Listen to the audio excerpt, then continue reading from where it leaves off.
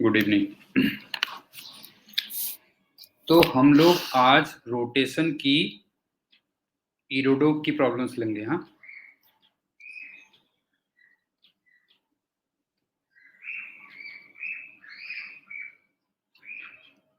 Irodov.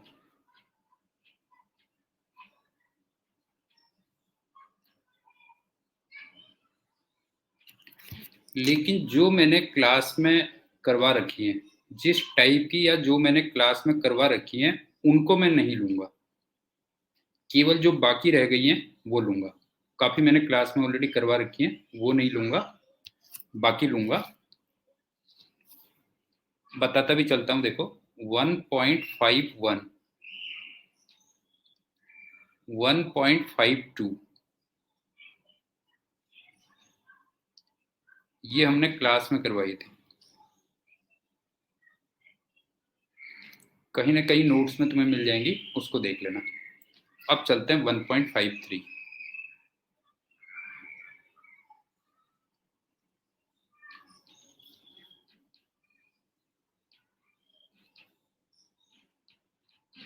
ये pure role कर रहा है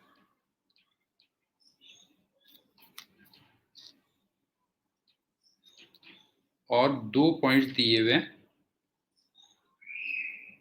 ओ, ए, और एक पॉइंट और दिया हुआ है बी। और इसकी तुम्हें रेडियस दे रखी है 10 सेंटीमीटर, एक्सेलेरेशन दे रखा है 2.5 सेंटीमीटर पर सेकेंड स्क्वायर। इसका मतलब ये एक्सिलरेटेड प्योर रोलिंग कर रहा होगा, राइट? नहीं है? अगर देखोगे तो ये एक्सिलरेटेड प्योर रोलिंग कर रहा होगा ना। जब एक्सिलेशन भी दिया हुआ है तो एक्सिलरेटेड प्योर रोलिंग ये कर रहा होगा। ये हो गया। और तुमसे कहता है एट 2 सेकेंड।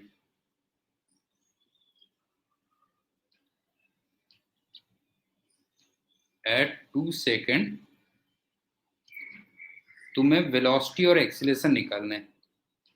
वेलोसिटी और एक्सीलरेशन निकालना है तीनों पॉइंट्स के, ए, ओ, बी के। और इनिशियली तुम्हें रेस्ट पे दिया होगा। क्वेश्चन समझ में आ गया ना? ये बॉडी एक्सीलरेटेड प्योर रोलिंग कर रही है, जिसका एक्सीलरेशन तुम्हें दिया हुआ है, और 2 सेकेंड पे आपको ओ, ए और बी के एक्सीलरेशन और वेलोसिटी निकालनी है। तो एक बात बताओ, सबसे पहले तो हम v निकाल सकते हैं। v equal to a t, एक तो ये निकाल लेंगे। दूसरा, omega equal to v by r से ओमेगा निकाल लेंगे। और बाय द वे मुझे अल्फा की रिक्वायरमेंट होगी, तो alpha equal to a by r से अल्फा भी निकाल लोगे। आई थिंक समझ में आ गया होगा। एक तो ये हो गया। अब दूसरी बात, अगर तुम्हें किसी पॉइंट की वेलोसिटी निकालनी होती है, तो तुम्हें याद है वो दो चीज का वेक्टर सम होती थी ना, v का और आर ओमेगा का। लेकिन यहां पे तीनों के तीनों पॉइंट्स, जस्ट थोड़े कंसेप्ट भी रिवाइज करवा दे रहा हूं, तीनों के तीनों पॉइंट्स यहां पे सरकमफ्रेंस में है। क्यों? Good evening CM. यहां पे तीनों के तीनों पॉइंट्स सरकमफ्रेंस में है। इसका मतलब तीनों पॉइंट्स के लिए आर की वैल्यू कैपिटल आर होगी। तो ये वाला टर्म एक्चुअल में आर ओमेगा होगा। कंसेप्ट भी याद करवा दे रहा हूं, ध्यान रखना। और प्योर रोलिंग के केस में तुम्हें याद होगा v equal to R omega होता था ना। v equal to R omega हुआ करता था। तो सबसे पहले वेलोसिटी का मसला निपटा लेते हैं।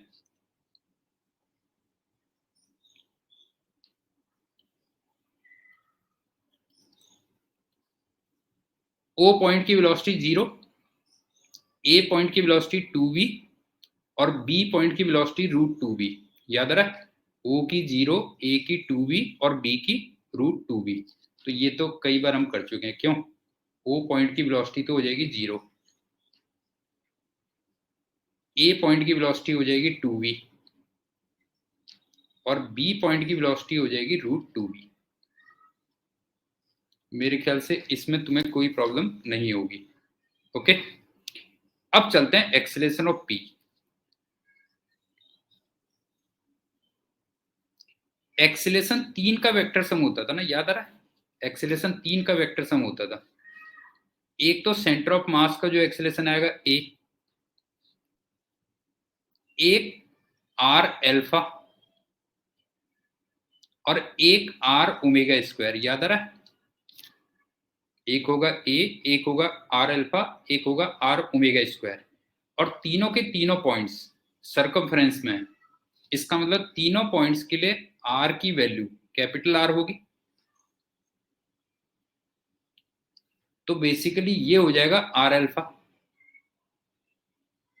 और ये हो जाएगा आर ओमेगा स्क्वायर। लेकिन एक चीज तुम्हें याद और भी होगी कि एक्सीलरेटेड प्योर रोलिंग के केस में ए की वैल्यू आर अल्फा के इक्वल भी होती है ना।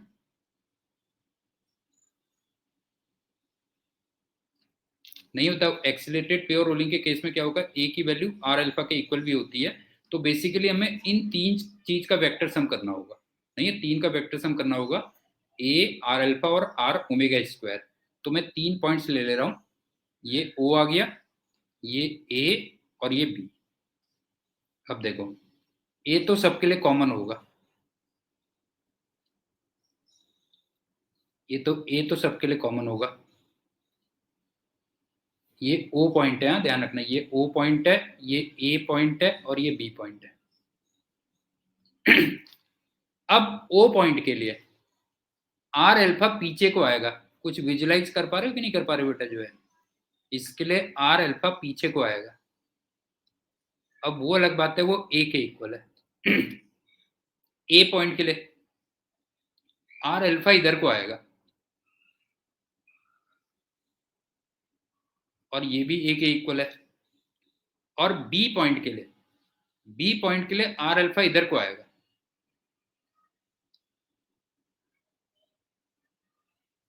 और ये भी ए के इक्वल है। इसमें कोई डाउट तो नहीं है? बताओ, इसमें कोई डाउट तो नहीं है ना? इसके लिए आर एल्फा इधर को आएगा। अब चलता है R omega square. R omega square सबके लिए सेंटर की तरफ को होगा। क्यों? सबके लिए सेंटर की तरफ को होगा, तो ओ के सेंटर का इधर को आएगा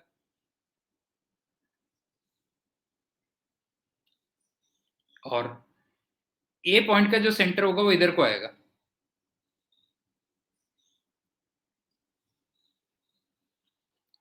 और बी पॉइंट का सेंटर जरा विजुलाइज करके देखना, बी पॉइंट का सेंटर इधर को आएगा।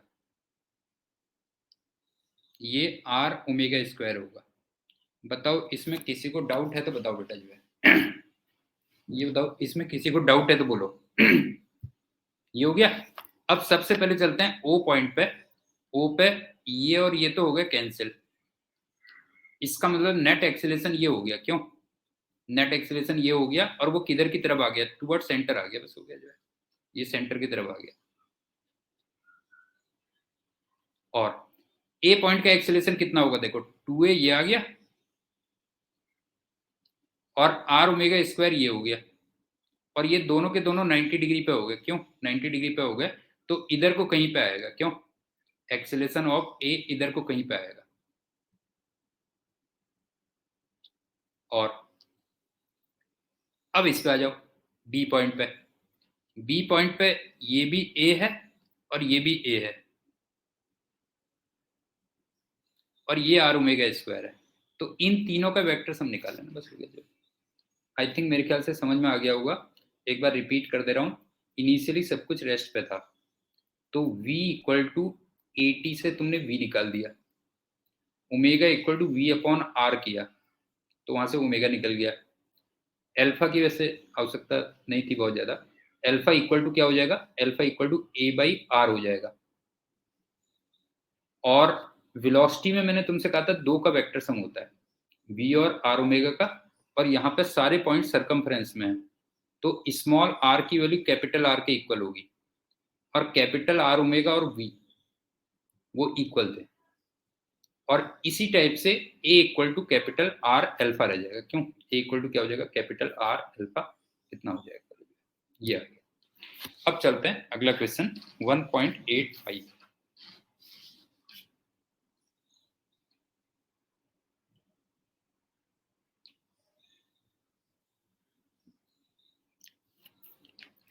इसमें तुम्हें ना एंगुलर मोमेंटम दिया था a plus B T square,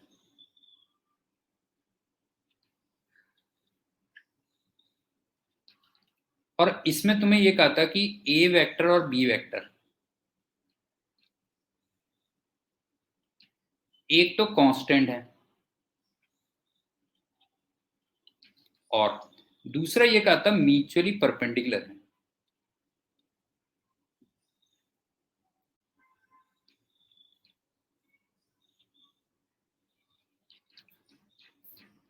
तो तुमसे ये बोला था कि टॉर्क कितना होगा about origin.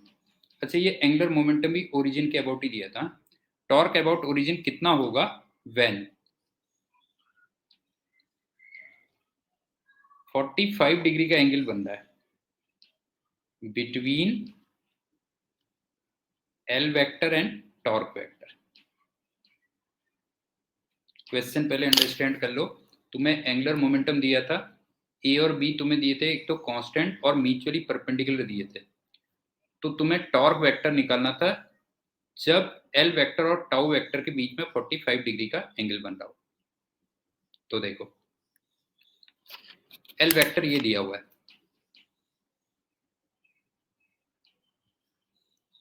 A plus B T square. तो यहां से जो टॉर्क वेक्टर होगा वो D L by D T होगा ना, और ए वेक्टर कांस्टेंट था और बी वेक्टर भी कांस्टेंट था। तो ये बताओ ए वेक्टर का डिफरेंशिएशन तो 0 हो जाएगा, plus B vector as it is रहेगा और टी स्क्वायर का 2t हो जाएगा। आई थिंक समझ में आ गया होगा, ये बन गया टॉर्क वेक्टर। अब दूसरा पॉइंट क्या है देखो, ए वेक्टर कहीं इधर को था और बी वेक्टर कहीं इधर को था।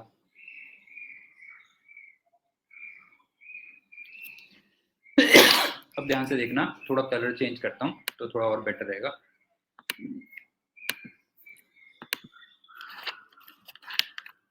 अब जो टॉर्क वेक्टर है वो बी वेक्टर की डायरेक्शन में है, नहीं मतलब टॉर्क वेक्टर बी वेक्टर की डायरेक्शन में है, तो वो इधर को है। क्यों?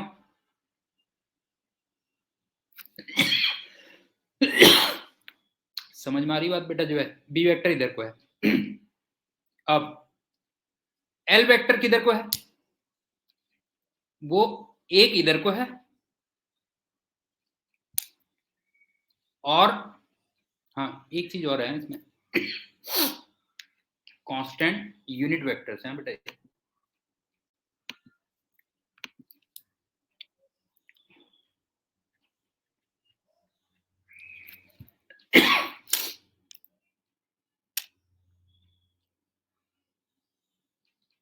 अब सुनो बेटा, जो है एल वेक्टर किधर को है बताओ? ए वेक्टर की डायरेक्शन में है और बी और टी स्क्वायर की डायरेक्शन में है। तो जरा ये बताओ कि इसमें एक तो ये वाला होगा, दो तरफ बना दे रहा हूं, एक ये होगा एक इधर होगा। हाँ नई फिगर बना देता हूं। दोबारा सुनो, ए वेक्टर ये है, बी वेक्टर ये है। अब मैं सबसे पहले बना रहा हूं एल वेक्टर। एल वेक्टर जरा देखना, ए की डायरेक्शन में भी है और बी और टी स्क्वायर की डायरेक्शन में है।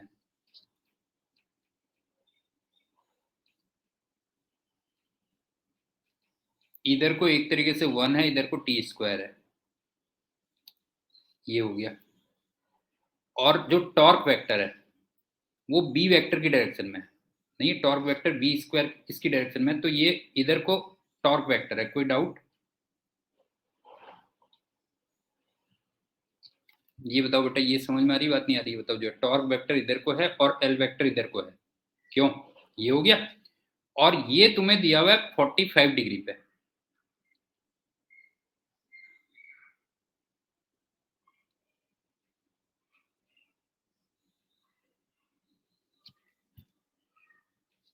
समझ में आ रहा है बेटा? ये क्या हुआ ना, देखो एल वेक्टर अल्टीमेटली इधर को आया ना, देखो ये एल वेक्टर बना और ये टॉर्क वेक्टर बना। कुछ समझ में आ रही बेटा बात क्या कर रहा हूं मैं? ये एल वेक्टर बना, ये टॉर्क वेक्टर बना, और दोनों के बीच में 45 डिग्री का एंगल दिया हुआ है। तो 45 डिग्री का एंगल कब होगा बताओ? जब ये क्वांटिटी और ये क्वांटिटी क्या होगी, ये दोनों क्वांटिटी इक्वल होंगी। इसका मतलब टी स्क्वायर की जो वैल्यू होगी वो 1 के इक्वल होगी, तो टी की वैल्यू 1 हो जाएगी। ये समझ में आई या नहीं आई बेटा बात बताओ जो है? ये बताओ, ये समझ में आई या नहीं आई बात बताओ बेटा जो है? ए वेक्टर इधर को था, बी वेक्टर, हाँ दोबारा देखो जो है, ए वेक्टर और बी वेक्टर दो यूनिट वेक्टर थे म्यूचुअली परपेंडिकुलर डायरेक्शंस में। दो यूनिट वेक्टर थे म्यूचुअली परपेंडिकुलर डायरेक्शंस में। तो एक तरीके से ए ये हो गया, बी ये हो गया। अब चलते हैं एल वेक्टर में। एल वेक्टर देख लो कितना है, ये है। ए वेक्टर की डायरेक्शन में 1 है और बी वेक्टर की डायरेक्शन में टी स्क्वायर है। देखो जरा, ए वेक्टर की डायरेक्शन में 1 और बी वेक्टर की डायरेक्शन में टी स्क्वायर है। इसका मतलब ये हो गया, ए वेक्टर की डायरेक्शन में 1 और बी वेक्टर की डायरेक्शन में टी स्क्वायर हो गया। तो ये बताओ नेट एल वेक्टर ये बना या नहीं बना बताओ? ये बताओ नेट एल वेक्टर ये बनेगा ना, ये आ गया। और अब जरा देखो टॉर्क वेक्टर किधर को है बेटा जो है? टॉर्क वेक्टर बी वेक्टर की डायरेक्शन में है। क्यों? टॉर्क वेक्टर बी वेक्टर की डायरेक्शन में है, इसका मतलब टॉर्क वेक्टर इधर को है।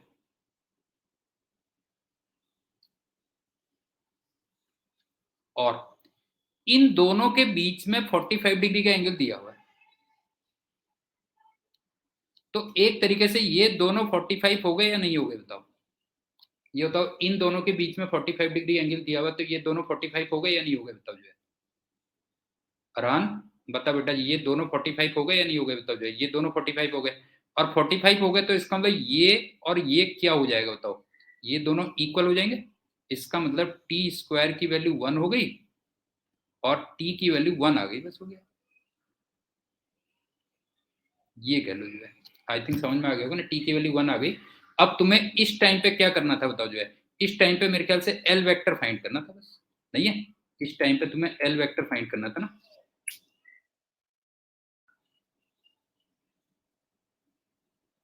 टॉर्क निकालना था, सॉरी, इस टाइम पे टॉर्क वेक्टर निकालना था। तो इस पर रख देना बस हो गया, इसको टी को 1 रख देना, पुट टी इक्वल टू 1। ये कर लो। यहाँ पे लेकिन एक चीज मैंने नोट नहीं की है, मेरे ख्याल से वही होगा, मैंने यहाँ पे लिखा नहीं है। ए वेक्टर और बी वेक्टर ना यूनिट वेक्टर, मेरे ख्याल से ये दिया होगा, वो मैं एक बार चेक करके देख लूंगा। ए वेक्टर और बी वेक्टर यूनिट वेक्टर दिए होने चाहिए, मुझे जो लग रहा है, एक बार मैं चेक कर लूंगा। नेक्स्ट चलते हैं 1.186।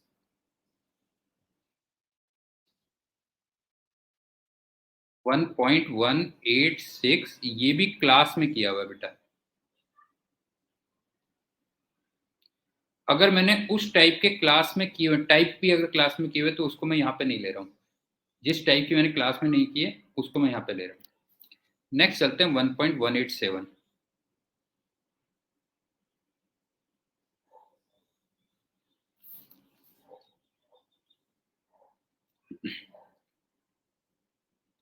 एक बॉल है, वो ऐसे टकराती है यहाँ पे,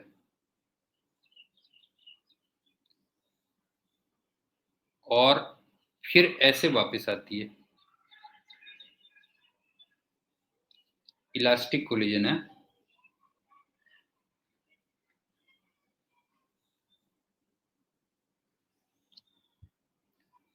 तो तुम्हें पहला पार्ट तो ये पूछता है कि किस पॉइंट के अबाउट इलास्टिक कोलिजन दिया हुआ, किस पॉइंट के अबाउट एंगुलर मोमेंटम हमेशा कंजर्व रहेगा, about which point. About which point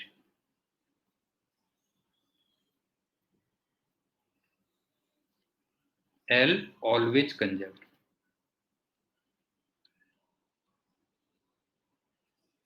हाँ कर रहा हूँ बेटा जो है।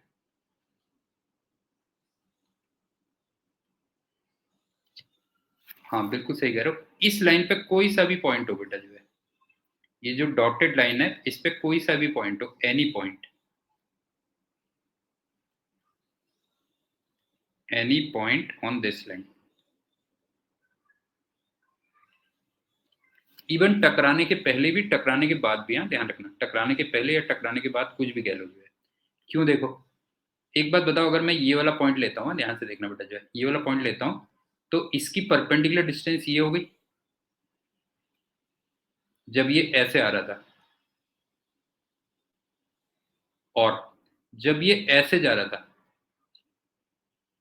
तो ये परपेंडिकुलर डिस्टेंस ये हो गई। और तुम्हें लग ही रहा होगा परपेंडिकुलर डिस्टेंस इक्वल रहेगी ना, दोनों केस में इक्वल रहेगी। इसका मतलब ये अगर आर है तो फिर ये भी आर होगी। तो पहले तो मैग्नीट्यूड की बात कर लेते हैं, पहले मैग्नीट्यूड की बात कर लेते हैं। ये बताओ दोनों केसेस में जो एल की वैल्यू होगी वो एम वी आर परपेंडिकुलर होती थी, इसका मतलब एम वी आर होगी। अब आप ये देखो, मास भी फिक्स है, वी भी फिक्स है, आर भी फिक्स है, इसका मतलब मैग्नीट्यूड तो हो गया कांस्टेंट। अब चलते हैं डायरेक्शन की बात।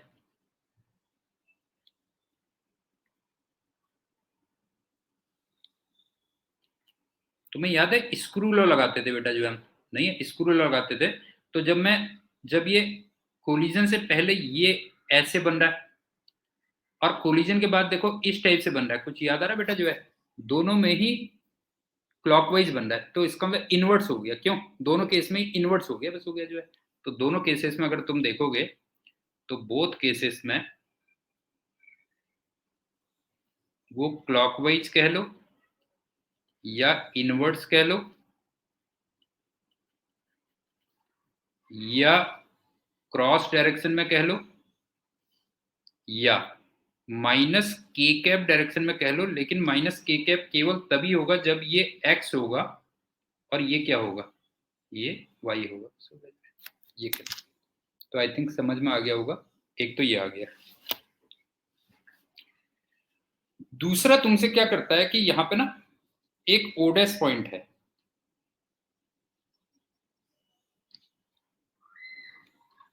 और इसकी कुछ डिस्टेंस दे रखी होगी, ये वाली डिस्टेंस कुछ भी ले लो, डी ले लो। तो तुम्हें चेंज इन एंगुलर मोमेंटम निकालना, बस हो गया। मतलब कोलिजन से पहले और कोलिजन के बाद चेंज इन एंगुलर मोमेंटम निकालना है अबाउट ओ डैश। तुम ये कह सकते हो delta L about O dash, ये निकालना कितना होगा। तो थोड़ा सा फिगर देख लेना।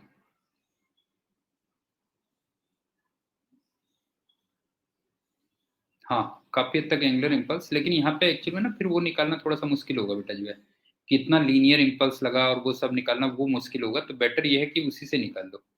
वो बिल्कुल ठीक कह रहा है, चेंज इन एंगुलर मोमेंटम निकालना है तो इसका मतलब एंगुलर इम्पल्स निकालना है।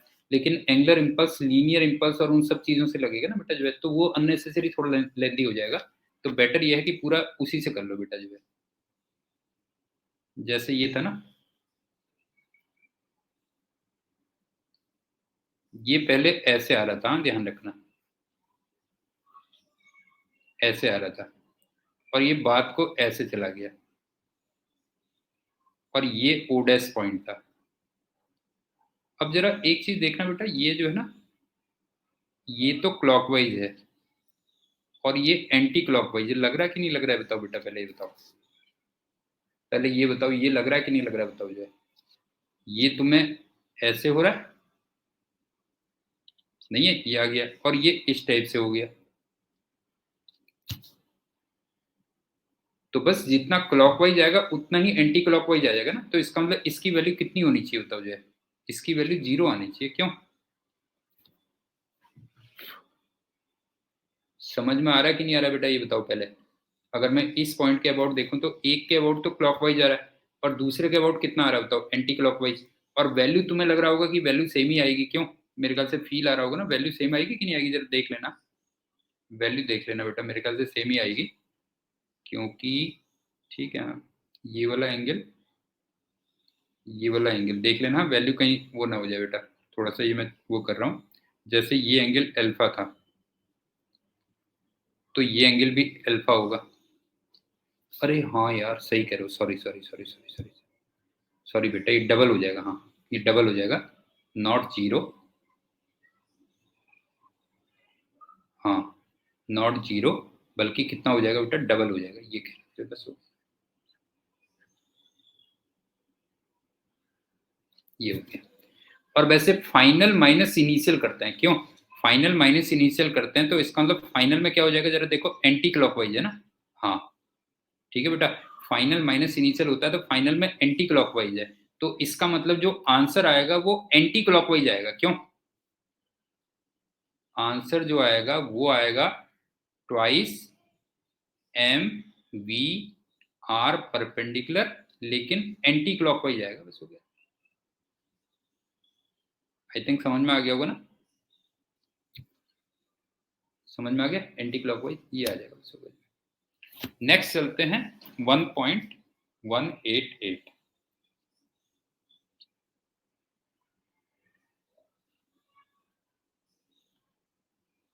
इसका कुछ पार्ट मैंने बताया हुआ है और एक पार्ट और कर लेंगे। जैसे ये कोनिकल पेंडुलम होता था,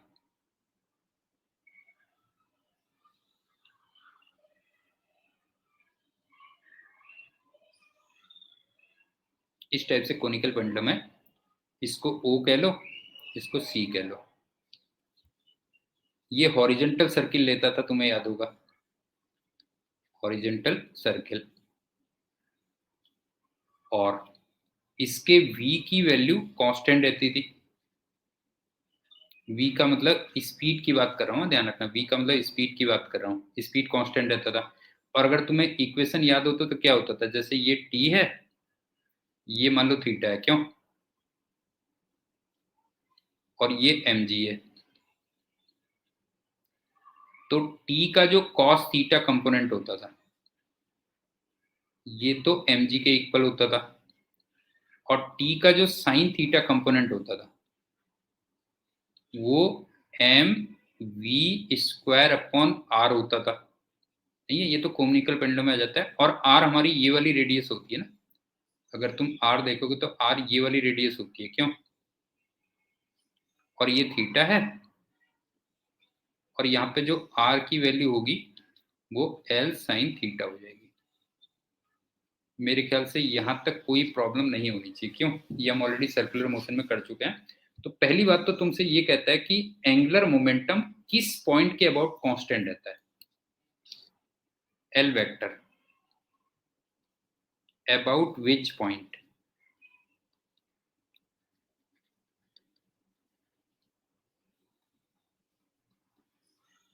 वो कांस्टेंट रहता है। सी के अबाउट कांस्टेंट रहता था, याद है? नहीं है, हाँ किसके अबाउट कांस्टेंट रहता था बेटा, सी के अबाउट कांस्टेंट रहता था, तो ये तो हो गया अबाउट सी।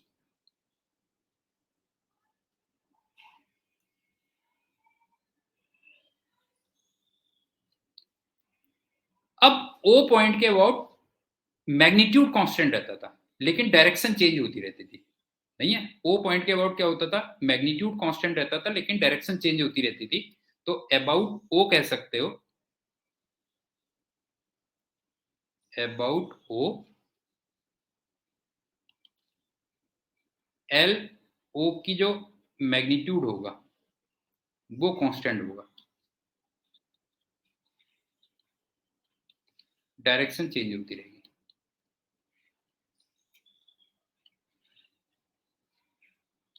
हाँ, खैर क्वेश्चन ये नहीं था, क्वेश्चन तुमसे ये कहा था कि हाफ रिवॉल्यूशन के बाद जो चेंज इन एंगुलर मोमेंटम आएगा, ठीक है ना, हाफ रिवॉल्यूशन के बाद जो चेंज इन एंगुलर मोमेंटम आएगा उसका मैग्नीट्यूड निकालना है। तो after half revolution after half revolution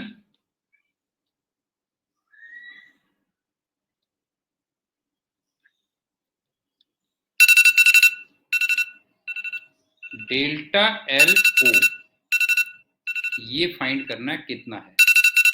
और वो अलार्म का रूल तो तुम जानते ही बेटा, वही चलता है, पहले से ही चलता है, वो मेरा कभी चेंज नहीं होता। सारी चीजें चेंज हो जाती हैं लेकिन अलार्म का रूल चेंज नहीं होता। हाँ, बताओ कोई डाउट है तो पूछो, बताओ कोई डाउट है तो बोलो बेटा, जो है कोई डाउट है तो बताओ। Proceed, good. गुरु भाई मस्त है, बिल्कुल। गुरु भाई मजे कर रहा है, पूरा बैडमिंटन खेल रहा है। तो देखो, तो मैंने बताया था बेटा, जो है तेरे को बताया था ना, गुरु भाई अपनी पूरी मस्ती में आ गया वहाँ जम के, है ना, पूरी मस्ती में आ गया। और 2-3 साल के बाद, हाँ 2-3 साल के बाद ऐसे बाल हिलाता हुआ, हेलो पापा आ गया मैं, बस बीटेक करके आ गया, है ना, हाँ हाँ हाँ, ऐसे आ जाएगा बस, बाल ऊपर करके, ऐसे ऐसे बाल तुमने देखे ही हैं उसके कैसे हैं, जो है ऐसे करते हुए आ जाएगा बस गुरु भाई तुम्हारा। हम्म। अब बताओ क्या करना है, उसके बाद कहेगा अब बताओ पापा क्या करना है, जो है। तो अब सुनो इसमें क्या करना है। हाँ, तो सिंपल सी बात है कि तुम्हें इसमें बेटा, तेरे लक्षण मेरे को जो है अच्छे नहीं लग रहे, है ना, तेरे लक्षण मेरे को सही नहीं लग रहे, मान दे तू, जो है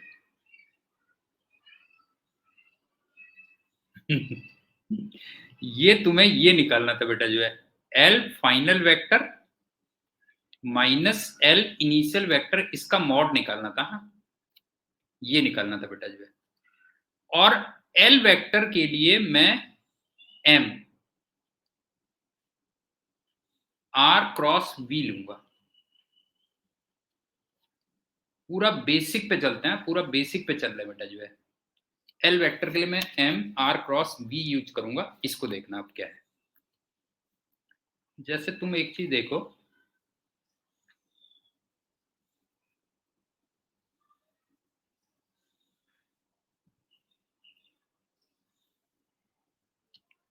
इसको मैं x ले लेता हूं, इसको y ले लेता हूं, और इसको z ले लेता हूं। अब मैं एक यहां पे इनिशियल वैल्यू लिख लूंगा,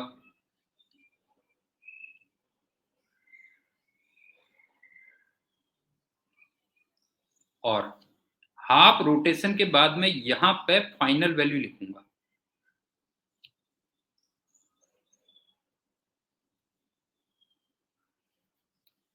अब ये बताओ, इनिशियल वैल्यू में मैं जो v इनिशियल लिखूं,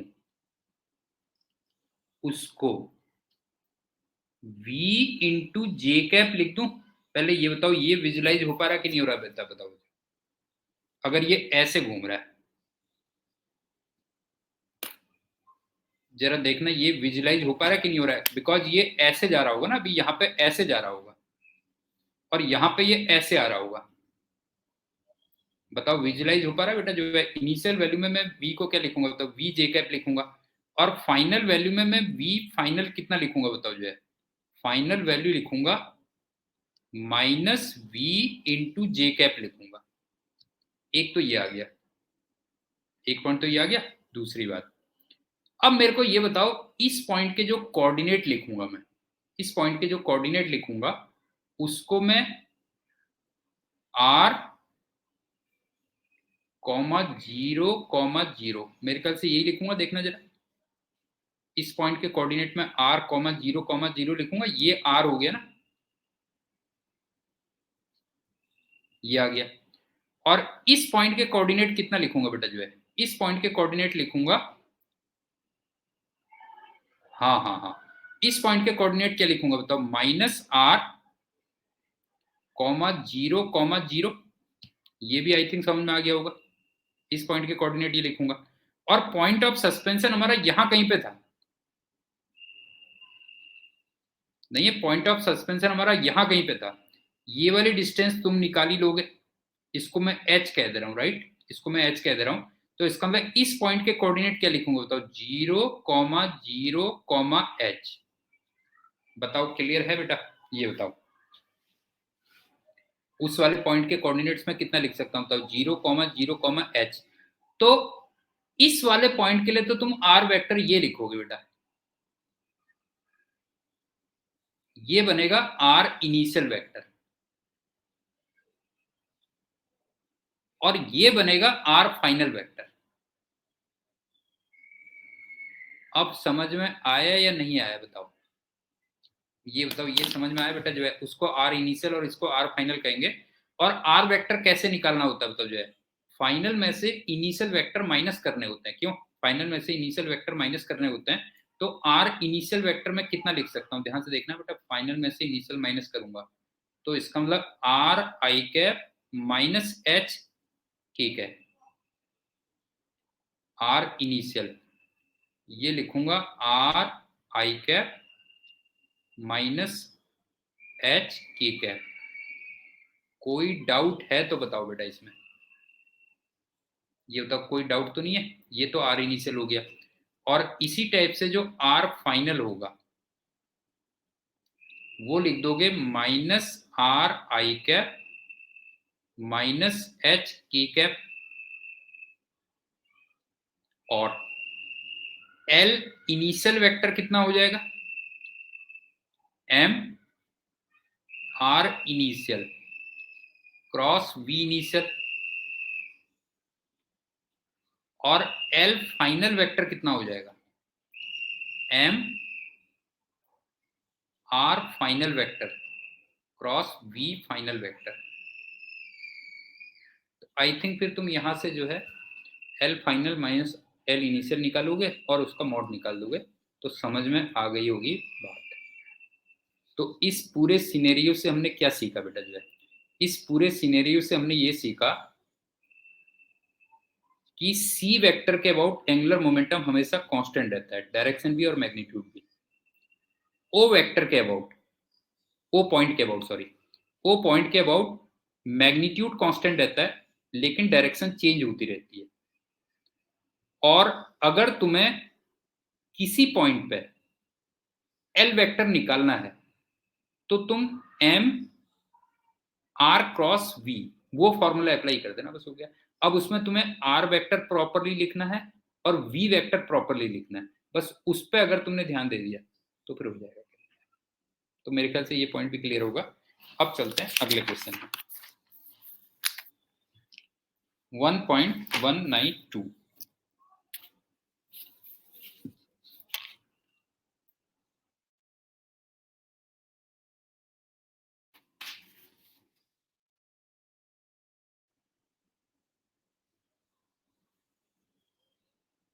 ये भी बढ़िया क्वेश्चन है, वो देख क्या है। यहां पे तुमने ना ये दे रखा था एल और ये दिया था एच, और तुमने इसको ऐसे वेलोसिटी दे दी। डॉट का मतलब अंदर को, हाँ ध्यान रखना बेटा। जो है डॉट का मतलब अंदर को कह लो, ये यू वेलोसिटी दे दी। ये हो गया, और तुम्हें निकालना क्या था वैसे बाय द वे? हाँ, ये थीटा की मैक्सिमम वैल्यू, ये थीटा दिया था। नहीं नहीं, ये स्ट्रिंग है बेटा,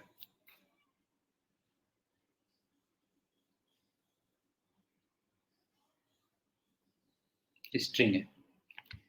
तो ये 90 डिग्री तक जाता है। हाँ मतलब डॉट कह लो, हाँ ऐसे कह लो, जो है इस टाइप से ये यहाँ पे ना 90 डिग्री तक जाता है।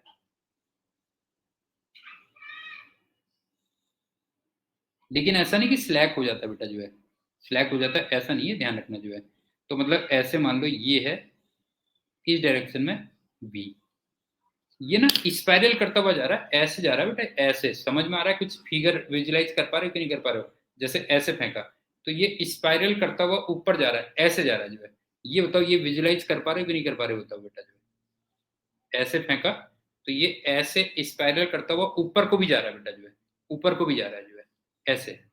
तो तुमसे यू पूछा था, यू कितना होगा?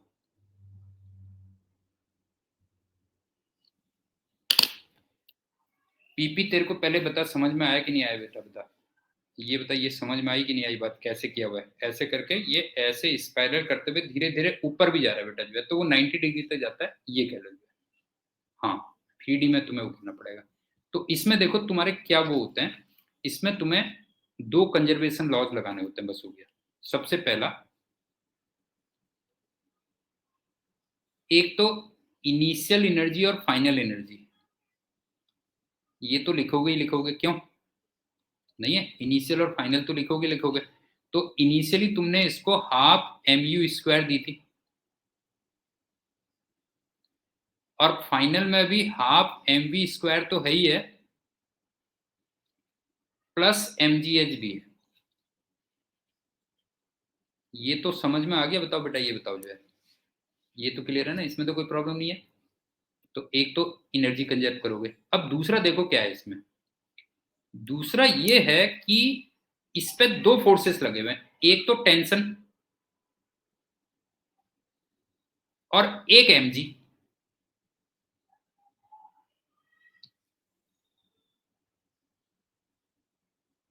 हाँ कोई बात नहीं बेटा जो है, ये होता है इसमें दो फोर्सेस लगे हुए हैं, एक तो टेंशन और एक mg, और ये पॉइंट O है। अब ये बताओ कि O पॉइंट के अबाउट टेंशन का जो टॉर्क होगा वो तो हमेशा जीरो होगा ना। दूसरी इक्वेशन बता रहा हूं क्या होगी बेटा जो है, about O,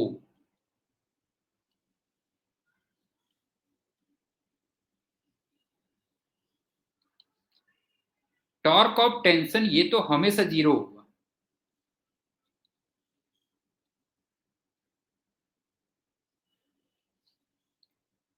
torque of mg ये जीरो नहीं होगा, लेकिन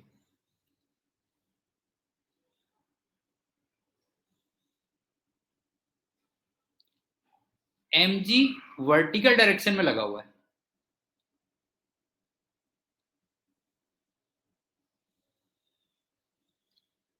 इसका मतलब mg का जो टॉर्क आएगा वर्टिकल डायरेक्शन में, मतलब उसका कंपोनेंट कह लो, वो हमेशा जीरो होगा। समझ में आ रही बात बेटा जो है, टॉर्क ऑफ mg का जो वर्टिकल कंपोनेंट होगा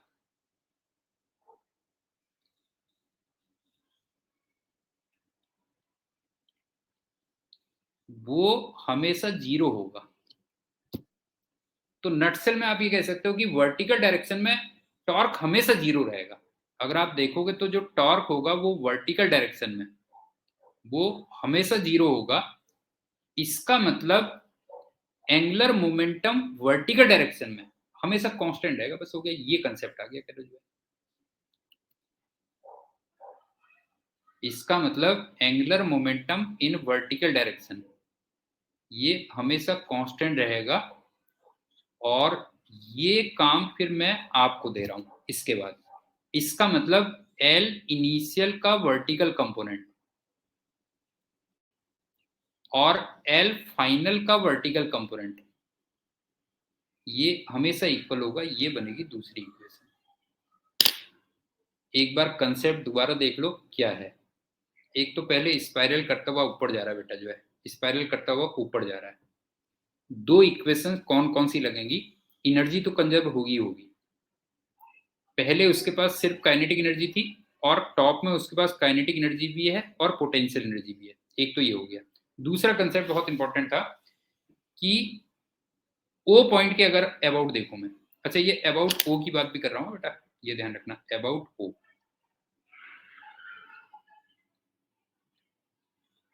ओ पॉइंट के अबाउट अगर मैं देखूं तो टेंशन का टॉर्क तो हमेशा जीरो होगा, mg का टॉर्क जीरो नहीं होगा, लेकिन mg एक वर्टिकल फोर्स है, तो उसका टॉर्क फिर वो वर्टिकल डायरेक्शन में जो आएगा वो जीरो रहेगा। इसका मतलब वर्टिकल में जो एंगुलर मोमेंटम होगा वो हमेशा क्या रहेगा बताओ जो है, वो कंजर्व रहेगा। इसका मतलब दूसरी जो इक्वेशन बनेगी वो बनेगी L I vertical equal to L final vertical. ये इक्वेशन फिर तुम बनाओ। तो मेरे ख्याल से कंसेप्ट समझ में आ गया होगा इस क्वेश्चन में क्या कंसेप्ट था। नेक्स्ट चलते हैं 1.194, ये भी बहुत इंपॉर्टेंट था, सुन लो। इसको मैं दो मेथड से करवाऊंगा। 1.194।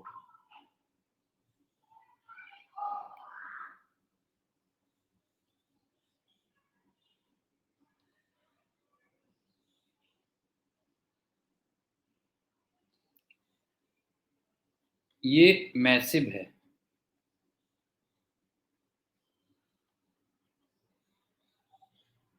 मैसिव का मतलब मास है उसमें, राइट। और ये m है, और इसको तुम रेस्ट से छोड़ते हो, और ये पॉइंट O है मान लो, तो तुम्हें L of system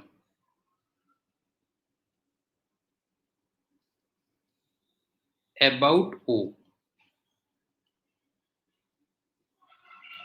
as a function of time, ये फाइंड करना ये कितना होगा। क्वेश्चन अच्छी तरीके से देख लो। पुली में मास है, लेकिन स्लिप नहीं हो रही है, कहीं भी स्लिप नहीं हो रहा है बेटा जो है। पुली में मास है और इस सिस्टम को तुम एज इट इज छोड़ देते हो, तो तुम्हें ओ पॉइंट के अबाउट पूरे सिस्टम का एंगुलर मोमेंटम निकालना है as a function of time T. तो अगर मैं फोर्सेस देखूं तो क्या हुआ, देखो ये टी है,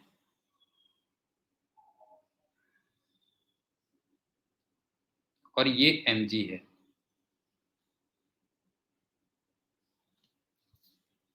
अगर मैं ओ पॉइंट के अबाउट टोटल टॉर्क देखूं,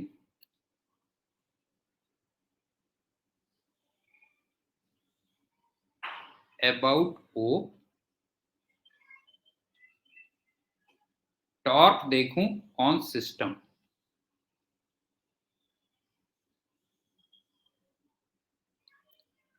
तो एक बात बताओ, केवल mg का टॉर्क आएगा ना, क्योंकि टेंशन के टॉर्क तो कैंसिल हो जाएंगे ना। ये तो अगर मैं पूरे सिस्टम में ओ के अबाउट टॉर्क देखूं, अगर ओ के अबाउट टॉर्क देखूं, तो केवल mg का टॉर्क आएगा कि नहीं आएगा बेटा बताओ जो है, क्योंकि टेंशन का टॉर्क तो कैंसिल हो जाएगा। इसका मतलब ये हो गया टॉर्क ऑफ mg ओनली,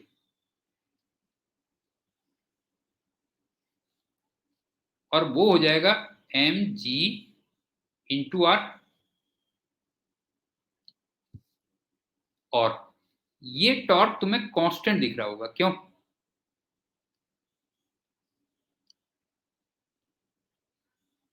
नहीं, इसमें टाइम का कोई भी फंक्शन नहीं आ रहा है, ये टॉर्क कांस्टेंट दिख रहा होगा।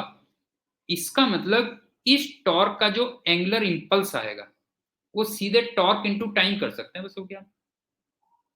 नहीं है, अगर टॉर्क कांस्टेंट आता है और हमें एंगुलर इंपल्स निकालना है, तो हम क्या करते हैं, सीधे टॉर्क को टाइम से मल्टीप्लाई कर देते हैं। इसका मतलब जो एंगुलर इंपल्स होगा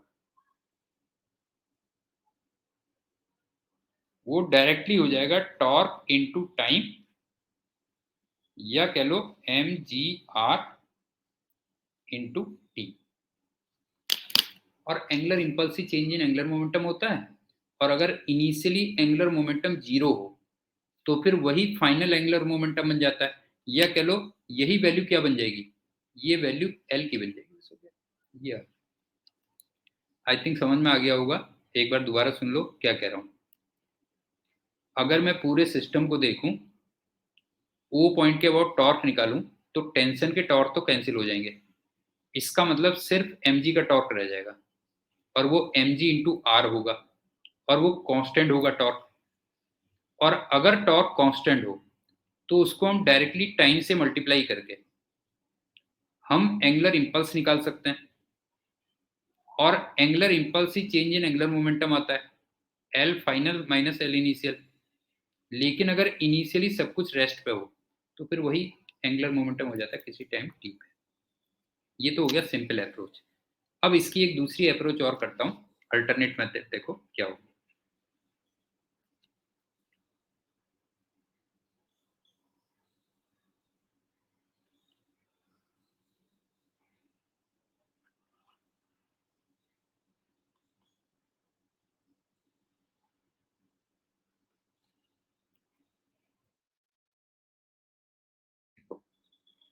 ये ए से नीचे आएगा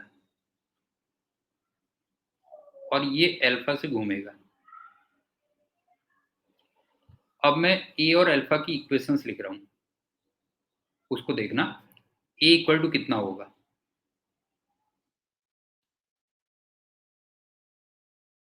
ए इक्वल टू होगा M G minus tension upon M.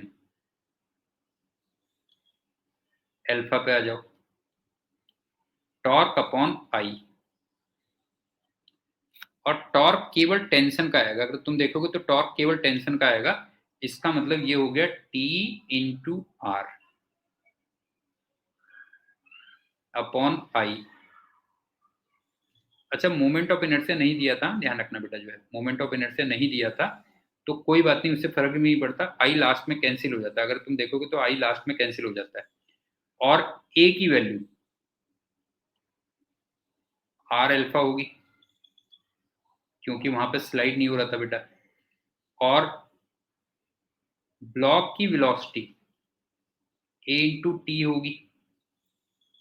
और जो डिस्क दे रखी है उसका जो ओमेगा होगा वो अल्फा इंटू टी होगा। पीपी जरा बताना, ये इक्वेशन समझ में आई कि नहीं आई बेटा, बताओ जो है। समझ में आई? ए कैसे निकालोगे? M G minus tension upon M. Alpha निकालोगे टॉर्क अपॉन आई, और टॉर्क केवल टेंशन का होगा तो T into R upon I. A equal to R alpha लिखोगे बिकॉज वहां पे कोई स्लिप नहीं थी। ब्लॉक की वेलोसिटी ए टी लिखोगे और ओमेगा लिखोगे अल्फा टाइम्स टी। अब तुम्हें ओ के अबाउट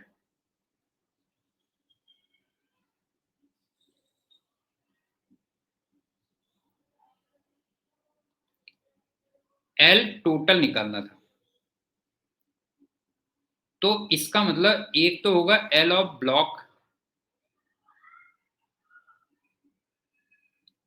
प्लस एक होगा एल ऑफ डिस्क। अब आप ये देखो कि ब्लॉक केवल ट्रांसलेशनल मोशन कर रहा है, नहीं, ब्लॉक केवल ट्रांसलेशनल मोशन कर रहा है। इसका मतलब इसमें एल ऑफ ब्लॉक तो आएगा एम वी आर परपेंडिकुलर, और डिस्क केवल रोटेशनल मोशन कर रही है तो इसमें लिखोगे आई इंटू ओमेगा। अब यहां पे v मैंने तुम्हें बताई दिया कि v की वैल्यू a इंटू टी लिखोगे, और r परपेंडिकुलर तुम्हें समझ में आ ही रहा होगा, o के अबाउट रेडियस के इक्वल रखोगे, और ओमेगा मैंने बताया कि अल्फा टाइम्स टी रखोगे। और कहीं पे अल्फा को रखना है तो a बाई आर भी लिख सकते हो, या फिर टॉर्क अपॉन आई भी लिख सकते हो। ये हो गया। तो जब तुम सारी कैलकुलेशन कर लोगे, इसकी पूरी कैलकुलेशन कर लोगे, तो तुम देखना इसका आंसर भी जो निकल के आएगा वो M G R into T ही निकल के आएगा। ये कर, तो पूरे क्वेश्चन का कंसेप्ट एक बार दोबारा रिपीट कर दे रहा हूं, सुन लो। ओ के अबाउट तुम्हें पूरे सिस्टम का एंगुलर मोमेंटम निकालना था as a function of time T. पहली मेथड तो सिंपल थी कि तुमने टॉर्क निकाल दिया, तो टेंशन के टॉर्क तो कैंसिल हो गया, सिर्फ एम का टॉर्क रह गया, और वो टॉर्क कांस्टेंट आया, उसको टाइम से मल्टीप्लाई किया तो एंगुलर इंपल्स आया, और वही एंगुलर मोमेंटम हो जाएगा। और दूसरा मैंने तुमसे कहा ए निकालो अल्फा निकालो, ए से ब्लॉक की लीनियर वेलोसिटी निकालो, और अल्फा से डिस्क की एंगुलर वेलोसिटी निकालो। और उसके बाद जो हमारा नॉर्मल प्रोसीजर होता है वो कर लो आप। जैसे ब्लॉक में केवल ट्रांसलेशनल मोशन है तो M V into R perpendicular होगा, और डिस्क में केवल रोटेशनल मोशन है तो केवल आई ओमेगा होगा। तो इसको भी जब तुम कंप्लीट करोगे तो सेम रिजल्ट आएगा, दोनों से सेम रिजल्ट आएगा। नेक्स्ट चलते हैं 1.195, ये तुम्हें क्लास में करवाया था।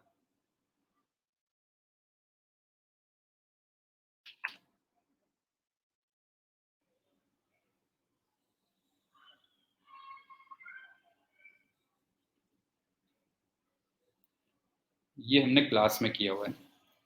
अब चलते हैं 1.196, ये बढ़िया क्वेश्चन है। अगेन एक सेकेंड बेटा,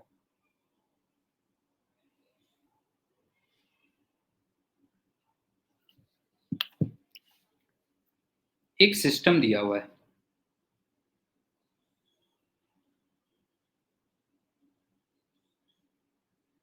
इसका मोमेंटम p दिया हुआ है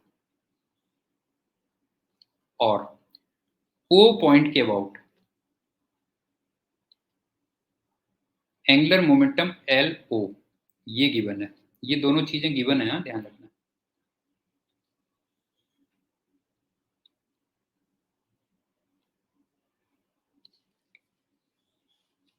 तुम्हें A पार्ट में किसी दूसरे पॉइंट के अबाउट LO डैश ये निकालना कितना होगा। अब यहां पे एक चीज और दे रखी है, RO ये दिया हुआ है position vector of O dash, position vector of O dash with respect to O।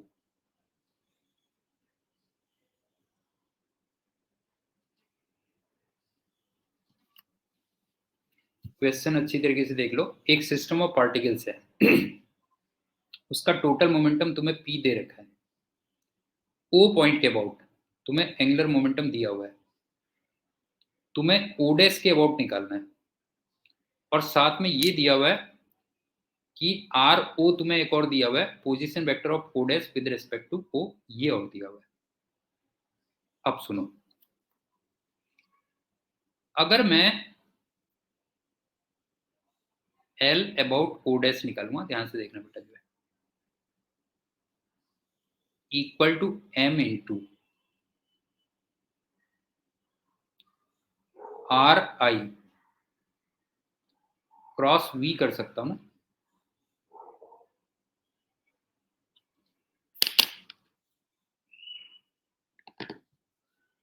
एक सेकंड है बेटा,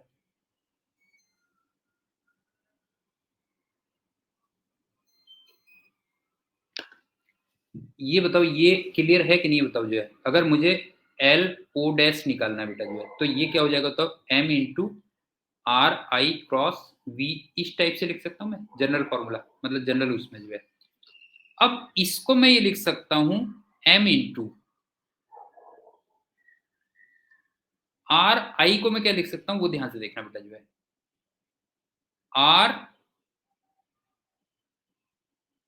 RI डैश, सॉरी यहाँ पे RI डैश होना चाहिए था ना बेटा, जो है RI minus RO cross V। ये जरा अच्छी तरीके से देखो बेटा, जो है ये बताओ ये समझ में आ रहा है कि नहीं आ रहा, बल्कि VI लिखोगे इसको ज्यादा बेटर रहेगा।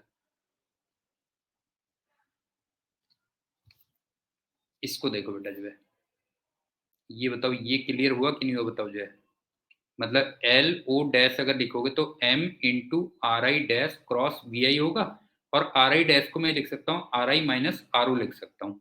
अब इसको जब मैं एक्सपेंड करूंगा तो क्या बनेगा, ध्यान से देखना बेटा, जो है ये बनेगा M RI क्रॉस VI,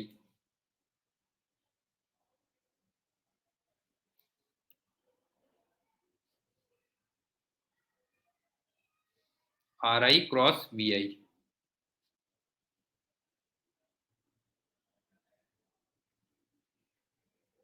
एक तो ये आ गया,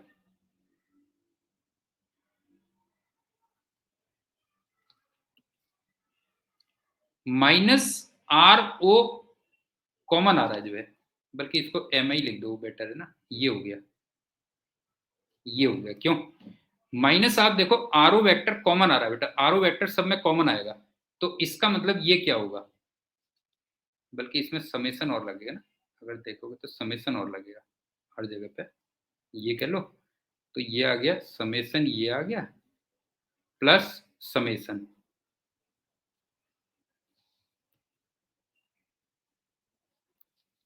प्लस नहीं माइनस, हाँ माइनस समेसन, क्या कॉमन आ रहा है जरा देखो हाँ बेटा, जो है RO वेक्टर आ गया कॉमन। क्यों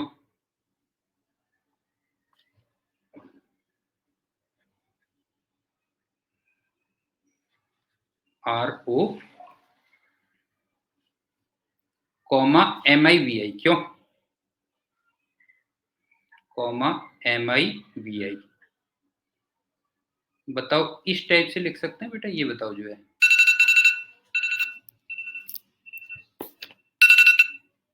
एक बार रिपीट कर रहा हूँ, सुन लो।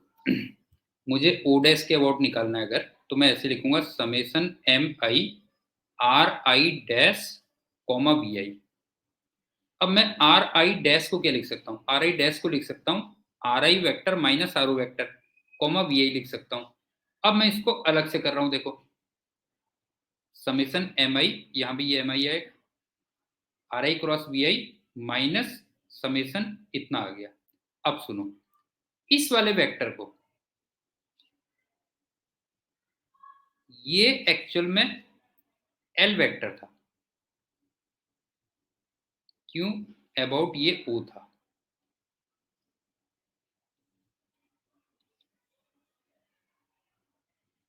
और ये वाला जो वेक्टर है समेसन, अगर तुम देखोगे summation of M I V I, तो ये जो बनेगा समेसन ऑफ दिस मच, ये बनेगा पी वेक्टर बनेगा, ये बनेगा पी वेक्टर। तो अल्टीमेटली अगर आप देखोगे तो ये बनेगा L O dash equal to L O minus R O cross P, ये आ गया।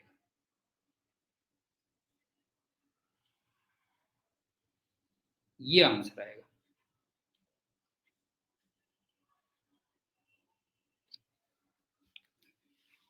एक बार दोबारा से देख लो, रिपीट कर रहा हूं क्या है बेटा ये।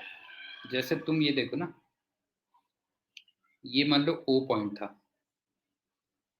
ये पॉइंट ओ डैश था, और तुम्हें फिगर में ये दिया था R O,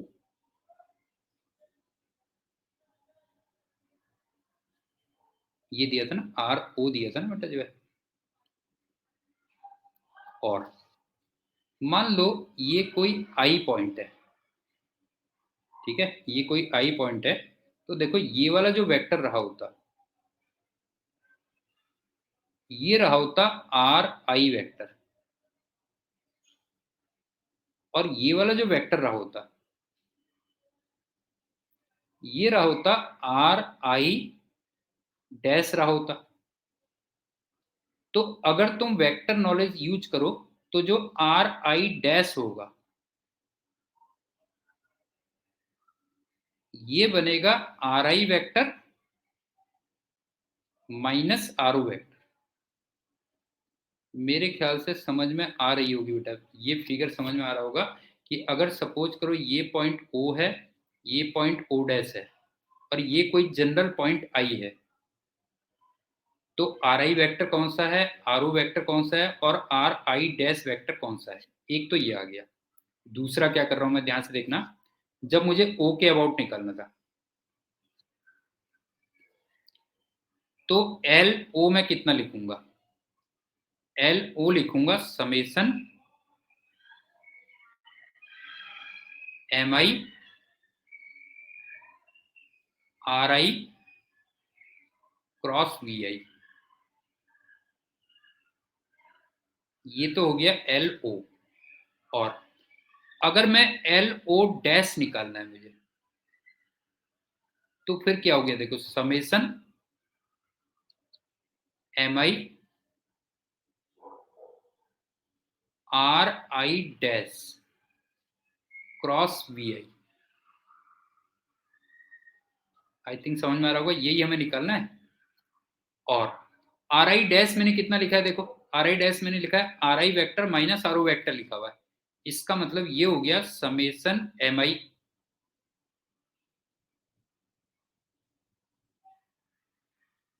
are I minus R O comma V I. अब मेरे ख्याल से क्लियर हो रहा होगा। अब उसमें से जो आर ओ वैक्टर है वो तो सबके लिए कॉमन है, अगर आप देखोगे तो आर ओ वैक्टर सबके लिए कॉमन है। तो अल्टीमेटली ये कितना हो गया, देखो summation M I R I cross V I minus R O vector हो गया कॉमन, समेसन भी चल रहा है, ध्यान रखना बेटा, समेसन एम भी आएगा। हाँ, अच्छा उसको बाद में लिख लेते हैं, ये आर ओ क्रॉस एम आई और वी आई हो गया, और समेसन और एम आई और वी आई, इसको मैंने पी वेक्टर लिख दिया। अगर देखोगे तो क्या हो जाएगा बताओ, समेसन एम आई वी आई को मैंने पी वेक्टर लिख दिया, तो फाइनली रिजल्ट कितना आ गया। और ये वाला जो वेक्टर था, ये वाला जो वेक्टर था, ये ऑलरेडी हम कर चुके हैं कि ये इसके इक्वल है बेटा, जो है ये इसके इक्वल है। तो फाइनली ये आ गया कि एल ओ डैश, ये आ गया L O minus R O comma P, ये आ गया बस हो गया। तो ये एक तरीके से छोटा मोटा रिजल्ट भी हो जाता है बेटा, जो है समझ गए ना, ये एक छोटा मोटा रिजल्ट भी हो जाता है कि L O dash equal to L O minus R O cross P होता है। और आर ओ यहाँ पे क्या होता है, आर ओ यहाँ पे होता है ओ डैश का पोजीशन वेक्टर ओ के रेस्पेक्ट में, आर ओ यहाँ पे दिया था ओ डैश का पोजीशन वेक्टर ओ के रेस्पेक्ट में। अब इसका बी पार्ट क्या था, वो थोड़ा सा आउट ऑफ सिलेबस हो जाता है, लेकिन लिख दे रहा हूँ। बी पॉइंट तुमसे कहता है कि कौन सी कंडीशन ऐसी होनी चाहिए, कंडीशन लिखनी थी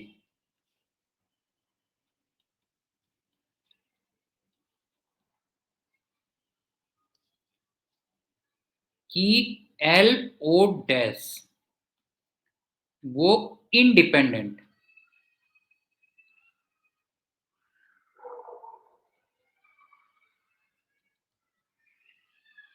ऑफ पॉइंट हो।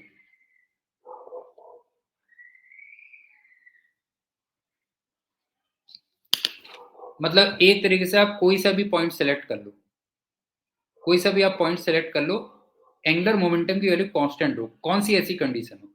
तो एक्चुअल में थोड़ा सा आउट ऑफ द सिलेबस में इसलिए कह रहा हूं कि एक होता है ना सेंटर ऑफ मास फ्रेम बेटा, सेंटर ऑफ मास फ्रेम, तो उसमें जो सिस्टम का मोमेंटम आता है वो हमेशा जीरो आता है, ये ध्यान रखना। मतलब सी फ्रेम भी हम उसको कई बार कहते हैं, सी फ्रेम में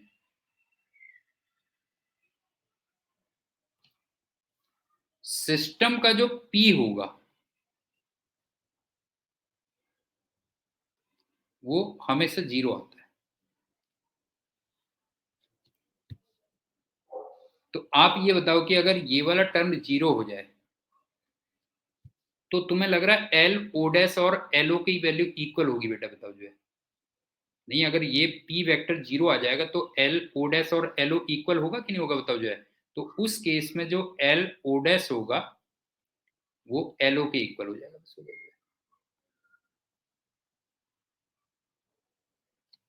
तो ये ध्यान रखना, सेंटर ऑफ मास फ्रेम में जो मोमेंटम निकल के आता है, सेंटर ऑफ मास फ्रेम में जो मोमेंटम निकल के आता है, सिस्टम का मोमेंटम कह रहा हूं, सिस्टम का मोमेंटम कितना निकल के आता है, जीरो निकल के आता है।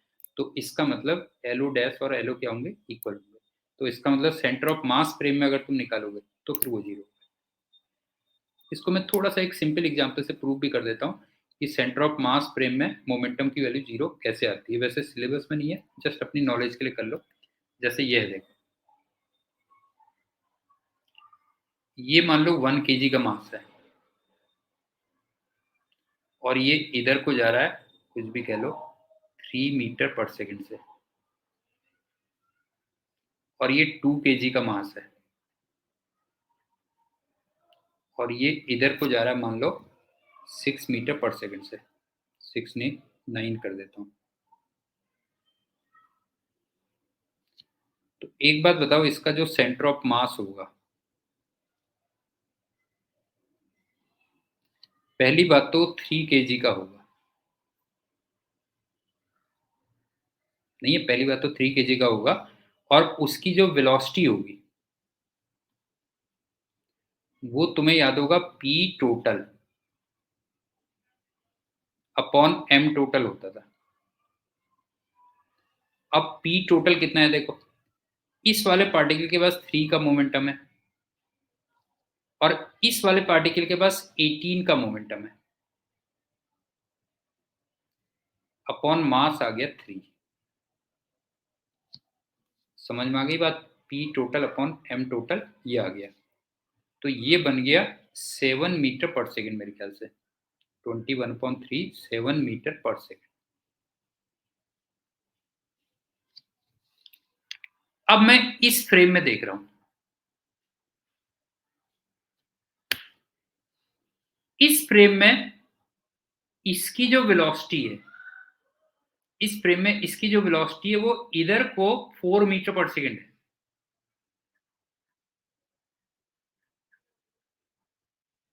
नहीं होता, बिकॉज इसकी 7 है और इसकी 3 है बेटा जो है, तो इसकी वेलोसिटी 4 मीटर पर सेकेंड इधर को है, और इस वाले पॉइंट की जो वेलोसिटी है वो 2 मीटर पर सेकेंड इधर को है।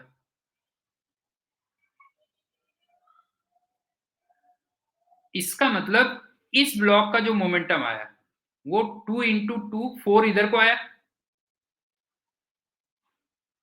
और इस वाले ब्लॉक का जो मोमेंटम आया वो 1 इंटू 4 वो इधर को 4 आया।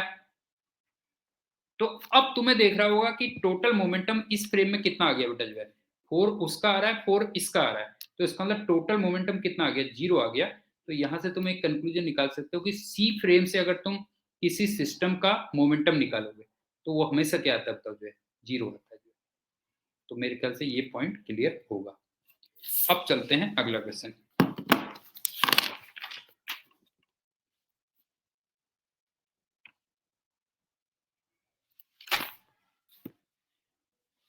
नेक्स्ट था 1.234।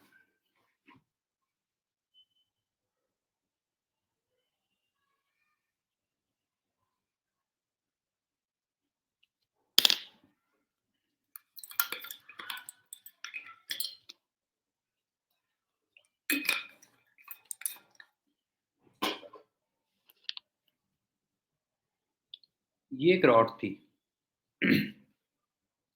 इस पे यहाँ पे F1 फोर्स लगाया था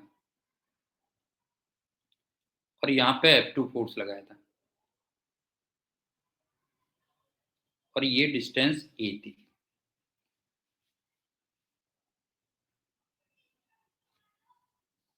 तो तुमसे ये कहता था कि L की वैल्यू कितनी हो, कि इसका केवल ट्रांसलेशनल मोशन हो,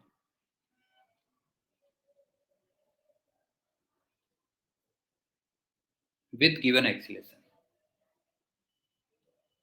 विद गिवन एक्सीलरेशन।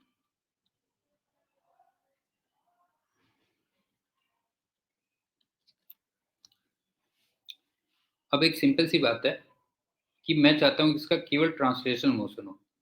इसका मतलब ये हुआ कि सेंटर ऑफ मास के अबाउट, सेंटर ऑफ मास के अबाउट नेट जो एल्फा या टॉर्क आना चाहिए वो 0 आना चाहिए। अब दूसरी बात, इसका मतलब सेंटर ऑफ मास यहां नहीं हो सकता, क्योंकि अगर सेंटर ऑफ मास यहां पे होगा तो तुम देखो F1 और F2 दोनों के जो टॉर्क आएंगे वो एंटी क्लॉकवाइज आएंगे, तो इसका मतलब सेंटर ऑफ मास यहां पे नहीं हो सकता कहीं। हाँ, ये ए है और ये बी है, ए और बी के बीच में नहीं हो सकता बेटा, ध्यान रखना, बिकॉज दोनों के क्या हो जाएंगे, एंटी क्लॉकवाइज आ जाएंगे। तो इसका मतलब सेंटर ऑफ मास यहां कहीं होगा, और मैं चाह रहा हूं कि उसका केवल और केवल क्या बने बताओ जो है, ट्रांसलेशनल मोशन बने, और ये मान लो ए एक्सीलरेशन से जा रहा है। तो पहली बात तो ये बताओ ए की वैल्यू कितनी आ गई बेटा जो है, ए की वैल्यू आ गई F2 minus F1 upon M. क्यों? ए की वैल्यू आ गई F2 minus F1 upon M. एक तो ये बन गया। तो पिछले क्वेश्चन में था आरान या नहीं था? ये तब पिछले क्वेश्चन में था या नहीं था बेटा बता जो है? अच्छा, उसको देख लेना, पिछले क्वेश्चन में दो तीन कंसेप्ट, हाँ दो तीन कंसेप्ट इंपॉर्टेंट निकले हैं, उसको देख लेना। दूसरा मैंने तुमसे कहा टॉर्क अबाउट सी, वो 0 होना चाहिए। तो देखो ये वाली जो डिस्टेंस आएगी वो L/2 माइनस ए आएगी ना, ये वाली डिस्टेंस कितनी होगी जरा बताओ, L/2 माइनस ए, तो F2 इंटू L/2 माइनस ए, F2 इंटू L/2 माइनस ए, ये किसके इक्वल होना चाहिए बताओ? F1 इंटू L/2 के इक्वल होना चाहिए।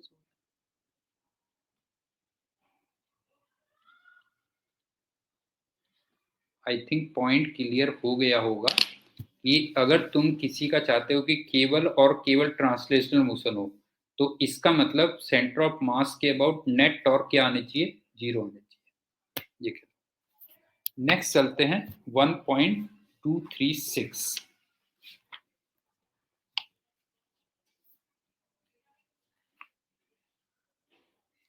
ये क्लास में करवा रखा है।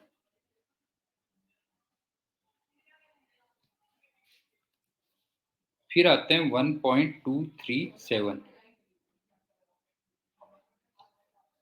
ये ना इस टाइप से एक स्क्वायर प्लेट है, उसमें मेरे को डाल देना किस टाइप के क्वेश्चन चाह रहा है, तो किस टाइप के क्वेश्चन चाह रहा है वो डाल देना मेरे को। हाँ हाँ, ये एक स्क्वायर प्लेट है, ध्यान रखना।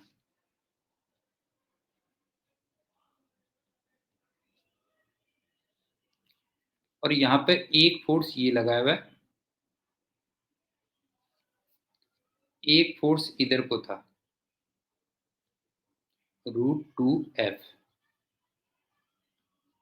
और एक फोर्स इधर को था, और ये ABCD।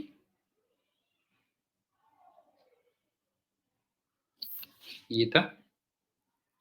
एक तो F नेट की वैल्यू पूछी थी, वो तो बच्चा भी बता देगा पहले पार्ट में।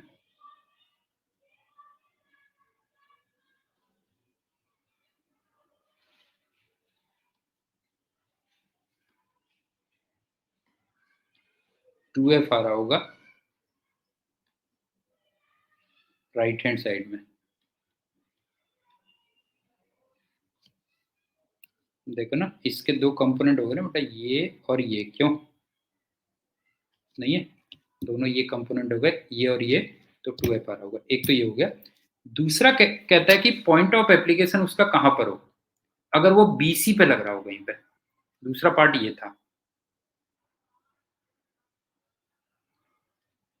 Point of application.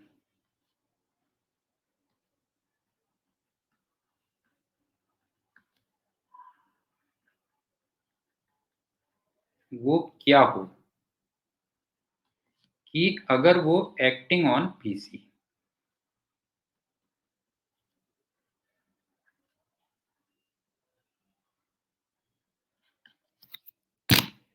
तो इसमें एक सिंपल सा कंसेप्ट क्या है, ध्यान से देखना। जैसे कोप्लेनर फोर्सेस हैं, ध्यान रखना।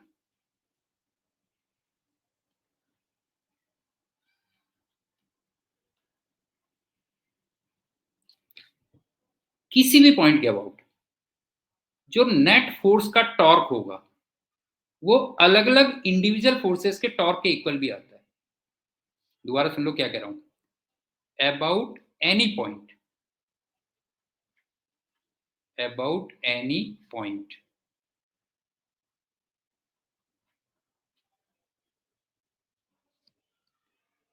टॉर्क ऑफ नेट फोर्स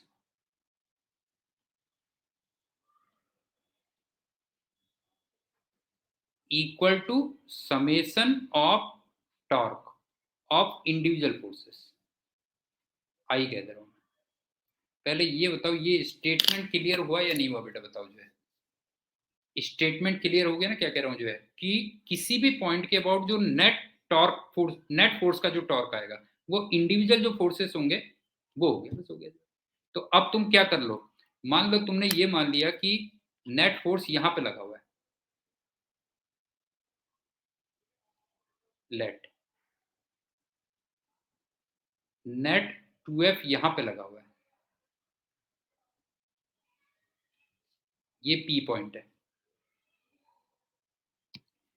तो एक बात बताओ कि P पॉइंट पे नेट फोर्स का जो टॉर्क होगा वो 0 होगा ना।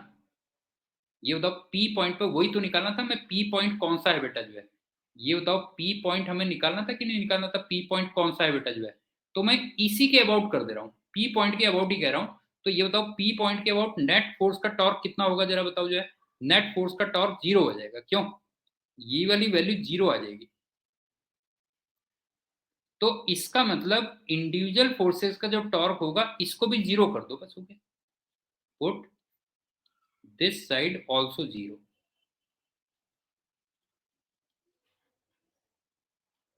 अब बताओ निकल जाएगा point of application. Point clear हुआ या नहीं हुआ आराम? पॉइंट क्लियर हो गया ना कि किसी भी पॉइंट के अबाउट नेट फोर्स का जो टॉर्क आएगा वो इंडिविजुअल फोर्सेस के टॉर्क के सम के इक्वल आएगा। और मुझे पॉइंट ऑफ एप्लीकेशन निकालना था, तो मैं उसी पॉइंट के अबाउट निकाल लेता हूँ, तो लेफ्ट हैंड साइड 0 आ जाएगी। तो इसका मतलब ऑब्वियस ही बात है, राइट हैंड साइड भी क्या होनी चाहिए होता है, राइट हैंड साइड भी 0 आ जानी चाहिए। ये था। अब चलते हैं 1.238, 1.239,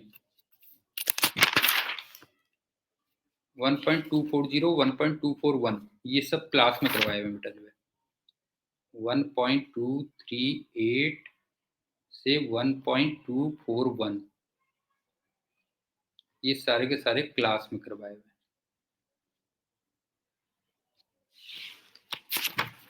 1.242 ये भी बढ़िया क्वेश्चन।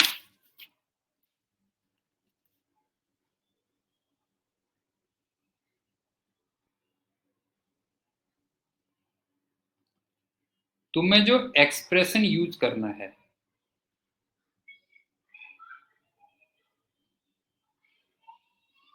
वो सॉलिड स्फीयर का यूज करना है।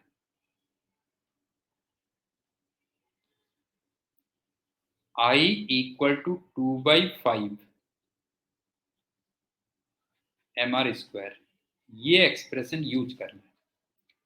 और इस एक्सप्रेशन को यूज करते हुए तुम्हें हॉलो स्फीयर का मोमेंट ऑफ इनर्शिया निकालना है।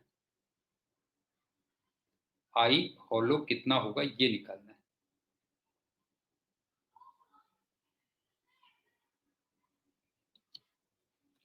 अब मुझे ये बताओ कि m को मैं rho into 4/3 pi are cube लिख सकता हूँ।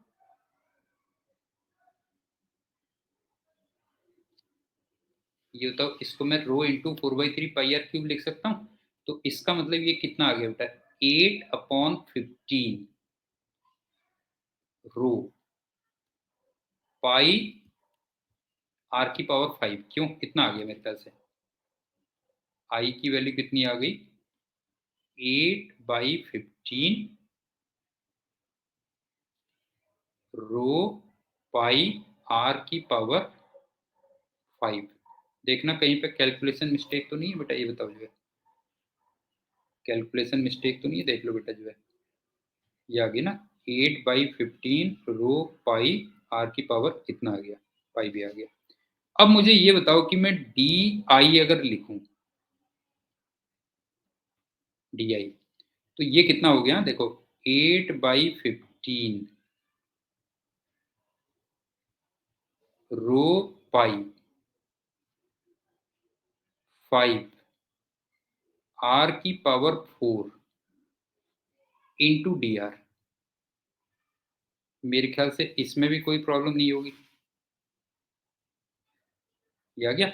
अब इसको मैं थोड़ा चेंज करके लिख रहा हूँ, ध्यान से देखना इसकी वैल्यू कितनी आ रही है। देखो ये आ रही है 2/3 ऑफ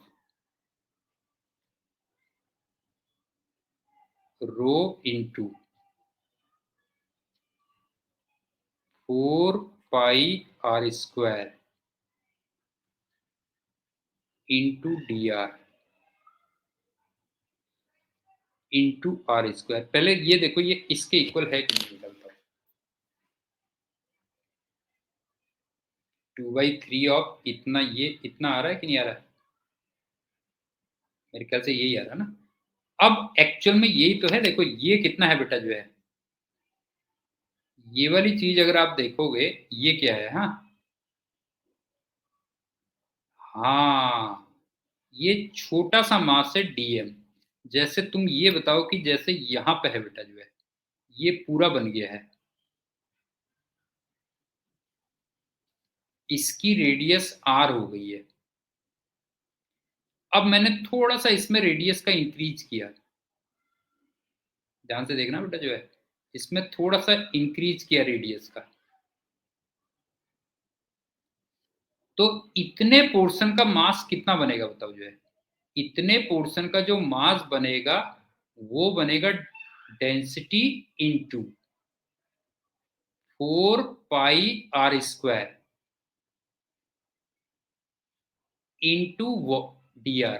ये बताओ इतने पोर्शन का मास ये बनेगा या नहीं बनेगा बेटा बताओ जो है, जो थोड़ा सा तुमने एक थिन सेल ली है उसका अगर देखोगे तो इसका वॉल्यूम कितना रहा होता बेटा जो है, इसका वॉल्यूम रहा होता 4 पाई आर स्क्वायर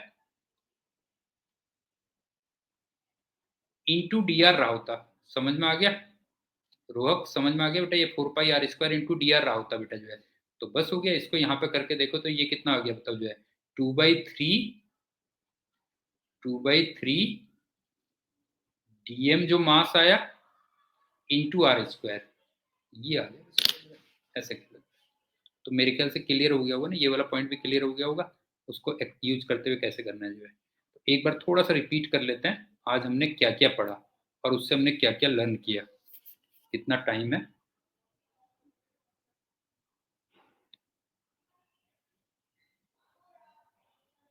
हाँ 4 मिनट ही है, ज़्यादा है भी नहीं।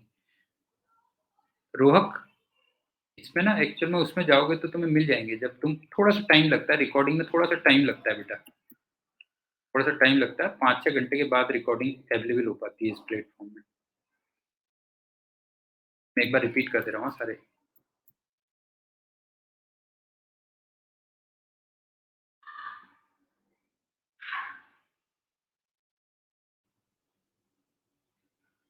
हाँ एग्जैक्टली, ठीक कह रहा है एग्जैक्टली।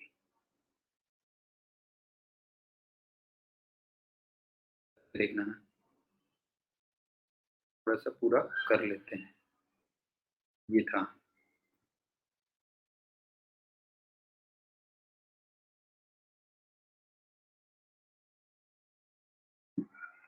कंसेप्ट रिपीट करता जा रहा हूँ, हमने क्या क्या सीखा। इसमें हमने दो चीजें सीखी थी जो पहले भी हम सीख चुके हैं। किसी पॉइंट की अगर वेलोसिटी निकालनी है तो दो का वेक्टर सम होती है, v और r ओमेगा, और अगर एक्सीलरेशन निकालना होता तो तीन का वेक्टर सम होती है, a r अल्फा और r ओमेगा स्क्वायर। सरकमफ्रेंस में जितने भी पॉइंट्स होंगे उसके लिए स्मॉल r की वैल्यू कैपिटल R होगी, ये भी ध्यान रखना। r ओमेगा स्क्वायर हमेशा सेंटर की तरफ होता है, नहीं है, r ओमेगा स्क्वायर हमेशा किधर की तरफ होता है, सेंटर की तरफ होता है। ये सारे पॉइंट्स ये ध्यान रखना। ये तो इस क्वेश्चन में कंसेप्ट था।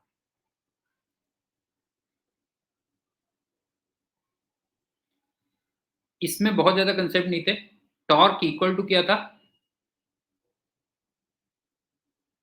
नहीं वो थोड़ा लंबा लगेगा बेटा अरहान, उसमें टाइम लगेगा, वो इतना शॉर्ट नहीं था बेटा जो है, वो एक्चुअल में उसमें काफी टाइम लगा था, उसको तेरे को देखना पड़ेगा। इसमें क्या था, एक तो torque equal to DL upon dt किया था, और उसके बाद बस मेन पॉइंट ये था कि ये वाली फिगर में ज्यादा समझ में आया होगा ना, तो मैं ये वाली बनाई थी, मैंने ये वाली फिगर बनाई थी कि टॉर्क वेक्टर और एल वेक्टर के बीच में 45 डिग्री का एंगल था। तो इसका मतलब टी स्क्वायर और 1 की वैल्यू इक्वल रही होगी, इसमें ये था, तो यहाँ से टी इक्वल टू 1 हमने निकाल लिया था, तो फिर हमने टॉर्क निकाल लिया था। इसमें ये सीखा था हमने। इसके बाद इसमें हमने क्या किया था जी, डॉटेड लाइन में जो भी पॉइंट्स होंगे उसके अबाउट एंगुलर मोमेंटम क्या होगा, कंजर्व रहेगा। और ओडेस के about change in angular momentum निकालना था, तो डबल हो रहा था, ध्यान रखना। मैंने गलती से उसको जीरो कर दिया था, वो एक्चुअल में क्या होगा, डबल होगा, वो ध्यान रखना बेटा जो है। इसमें ये था।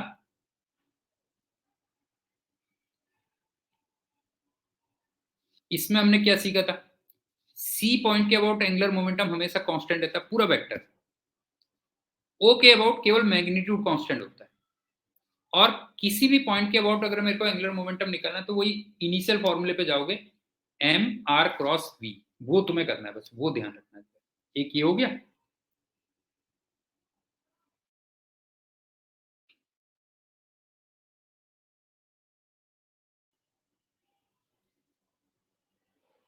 हाँ इसमें क्या क्या था, इसमें एक तो एनर्जी कंजर्व करनी थी। अरहान तेरे को स्क्रीन वो दिख रहा है क्या, ब्लैंक दिख रहा है क्या?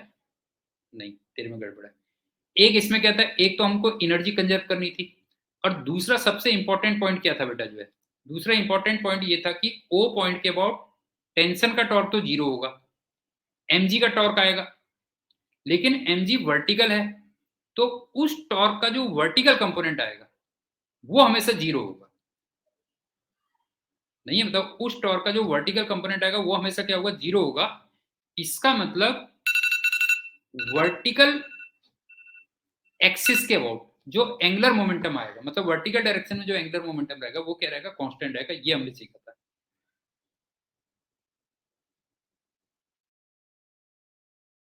इस वाले पॉइंट में ये भी बढ़िया पॉइंट था बेटा जो है कि अगर मुझे पूरे सिस्टम का ओ के अबाउट एंगुलर मोमेंटम निकालना है तो दो तरीके मैंने बताए थे। एक तो मैंने बताया था कि टेंशन का टॉर्क 0 हो जाएगा, सिर्फ mg का टॉर्क रहेगा और वो टॉर्क कांस्टेंट आएगा। तो उसका जो एंगुलर इंपल्स आएगा वो सीधे तुम टॉर्क को टाइम से मल्टीप्लाई कर देना और वही एंगुलर मोमेंटम बन जाएगा। एक तो ये था। और दूसरा मैंने तुमसे कहा था कि ए निकालो, अल्फा निकालो, वी निकालो, ओमेगा निकालो, और ब्लॉक का आ जाएगा एम वी आर परपेंडिकुलर और रिंग का आ जाएगा आई ओमेगा आ जाएगा। बस वहां से निकालोगे तब भी सेम आता है, इसमें ये रिजल्ट सेम आता है तब भी।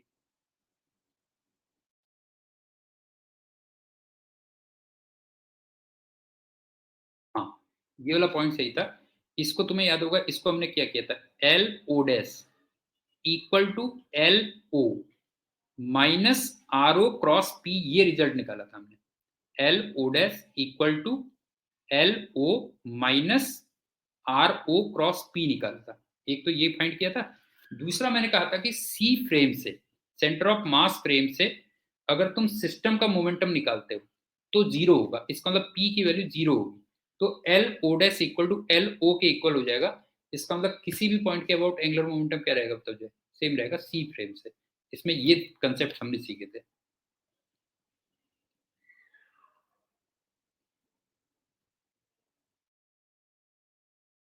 ये मैंने प्रूव भी किया था।